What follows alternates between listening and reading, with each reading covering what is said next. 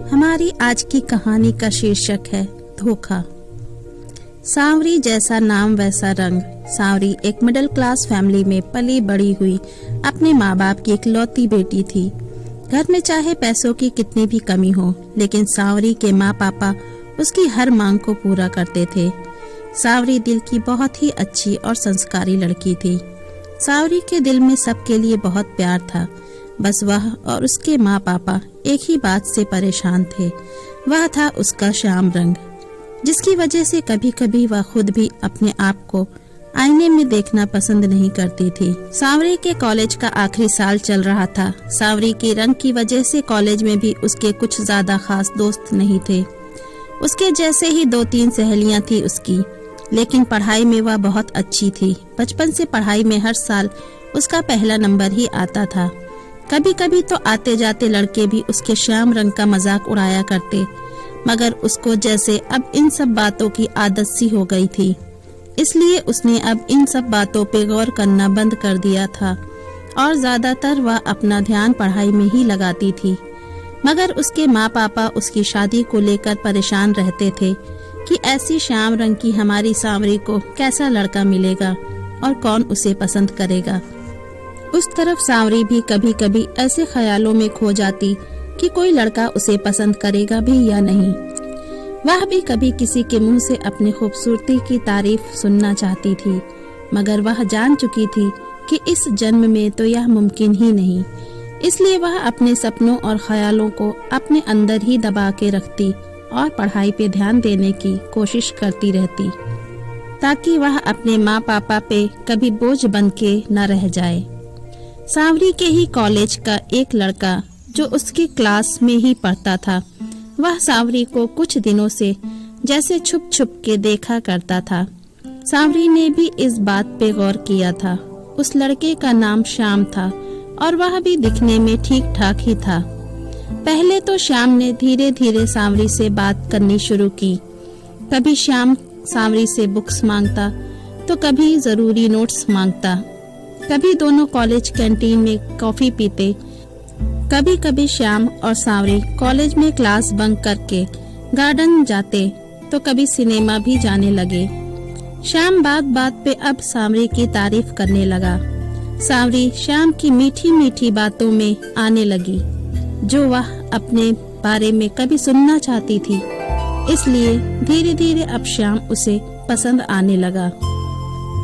एक दिन श्याम ने बातों बातों में सांवरी से शादी का वादा किया। फिर एक दिन उन दोनों के बीच वो भी हो गया जो नहीं होना चाहिए था। उसके बाद सांवरी बहुत ही खुश रहने लगी। उसे जैसे दुनिया की हर खुशी मिल गई हो, ऐसा उसे लगने लगा। उसकी सहेली ने उसे पहले से ही श्याम से दूर रहने को कहा था, मगर सांवरी श्याम की चिकनी चुपड़ी बातों में आ गई, क्योंकि वह श्याम से धीरे धीरे सच्चा प्यार करने लगी थी। 1-2 दिन के बाद सांवरी जब कॉलेज की कैंटीन में पहुंची, तब श्याम और उसके दोस्त जोर जोर से हंसते हुए कुछ बातें कर रहे थे और श्याम अपने मोबाइल में अपने दोस्तों को सांवरी और उसकी दोनों की तस्वीर दिखा रहा था। तभी श्याम के एक दोस्त ने कहा, यार मान गए तुझे, ये ले तेरे 5000 रुपए, तू जीता यार। तूने तो सच में सांवरी को अपने श्याम रंग में रंग ही डाला। हमें तो लगा था कि ये सीधी सादी अपने माँ पापा की लाडली सांवरी को पटाना थोड़ा मुश्किल है, मगर तूने तो कुछ ही दिनों में उसे अपना भी बना लिया और उसे शादी के लिए मना भी लिया।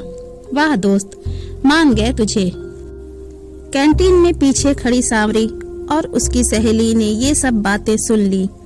सांवरी का दिल टूट गया। उसे तो लगा था कि श्याम उसे सच्चा प्यार करता है और उसने तो श्याम के साथ जिंदगी बिताने के सपने भी देखने शुरू कर दिए थे, मगर श्याम के दोस्त की बात सुनते ही उसके सारे सपने एक ही पल में चूर चूर हो गए।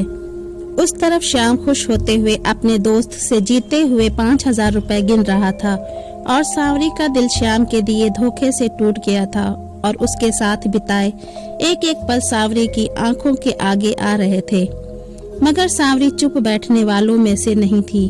उसी वक्त हिम्मत करके सांवरी ने सबके सामने श्याम के पास जाकर श्याम को जोरों से एक थप्पड़ लगाया और कहा, कि तुम्हें पैसे ही चाहिए थे तो मुझसे मांग लेते, मैं भीख समझकर तुझे दे देती। मगर मुझे धोखा देकर मेरे दिल के साथ खेलने की क्या जरूरत थी? सिर्फ कुछ पैसों के लिए तुमने मेरे साथ ऐसा किया। तुमने मेरे दिल के साथ साथ मेरे रंग का भी मजाक उड़ाया है, जो मैं कभी नहीं भूलूंगी। आज के बाद गलती से भी अपना चेहरा मुझे मत दिखाना, वरना मुझसे बुरा कोई नहीं होगा। और हाँ, पैसों के लिए कभी किसी लड़की को धोखा मत देना, उसके जज्बात के साथ मत खेलना, क्योंकि अगर भगवान न करे कहीं किसी दिन तुम्हारी बहन के साथ अगर ऐसा कोई करे, तब तुम क्या करोगे? एक बार जरूर सोचना। कहते हुए सांवरी वहां से चलने लगी। तभी सांवरी के थप्पड़ और उसकी बातों से शायद श्याम को अपनी गलती का एहसास होता है और वह सांवरी से अपने किए की माफी मांगने लगता है। मगर अब श्याम की सच्चाई का पता लगने के बाद सांवरी श्याम से एक ही पल में नफरत करने लगी थी। इसलिए श्याम की बात को अनसुना कर वह अपनी सहेली के साथ वहां से चली जाती है। उस दिन के बाद सांवरी ने श्याम का चेहरा कभी नहीं देखा। उसका सच में दिल टूट गया था, मगर कुछ ही दिनों में उसने अपने आप को संभाल लिया। उसने अपना कॉलेज का आखिरी साल कंप्लीट किया और कुछ ही दिनों में एक अच्छी कंपनी में उसे जॉब भी मिल गई। वह अपनी जिंदगी में आगे बढ़ने लगी। सांवरी अब अपने माँ पापा के बुढ़ापे की लाठी बनना चाहती थी। अब सांवरी ने लड़कों पे भरोसा करना छोड़ दिया था और किसी की बातों में भी अब वह नहीं आती थी। अब सांवरी अपने काम से काम ही रखती थी। उसने शादी के सपने देखने भी छोड़ दिए और भूल से अगर कोई रिश्ता उसके लिए आए तब भी वह कोई न कोई बहाना करके मना ही कर देती थी। तो दोस्तों, धोखा एक ऐसी चीज है जिसे एक बार खाने के बाद इंसान को कभी किसी पे भरोसा करने का मन नहीं होता। इंसान उस धोखे को या उस हादसे को भुला देना तो चाहता है, मगर भुला नहीं सकता। और कभी कभी तो इंसान का अपने आप पे से भी भरोसा टूट जाता है, तो वह दूसरों पे कैसे भरोसा करे।